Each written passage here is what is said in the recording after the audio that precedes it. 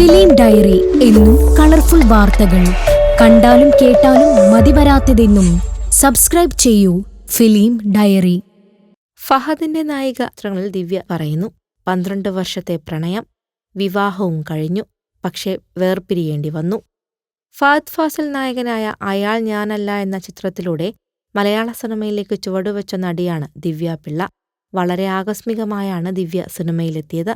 മോഡലായും channel ഷോകളിൽ അവതാരികയുമായൊക്കെ പിന്നീട് ദിവ്യ ശ്രദ്ധ നേടി.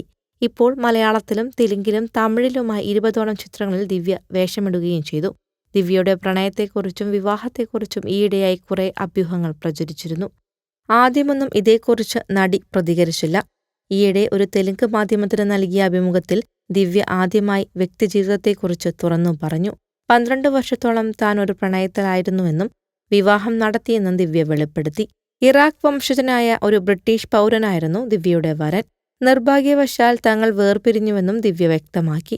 അയാൾ ഞാനല്ല എന്ന സിനിമയുടെ ചിത്രീകരണം നടക്കുമ്പോഴാണ് എന്റെ വിവാഹ ചടങ്ങ് നടന്നത്. ഷൂട്ടിനിടയിൽ നിന്നും 5 ദിവസത്തെ അവധിയെടുത്താണ് വിവാഹം നടത്തിയത്. അച്ഛന്റെയും അമ്മയുടെയും നിർബന്ധപ്രകാരം മൂകാംബിക ക്ഷേത്രത്തിൽ വെച്ചായിരുന്നു വിവാഹ ചടങ്ങുകൾ നടന്നത്. അതേസമയം താൻ ഡേറ്റിംഗിലാണോ എന്ന ചോദ്യത്തിനുള്ള ഉത്തരം സ്വകാര്യമാക്കി വയ്ക്കാൻ ആഗ്രഹിക്കുന്നതായി ദിവ്യ പറഞ്ഞു.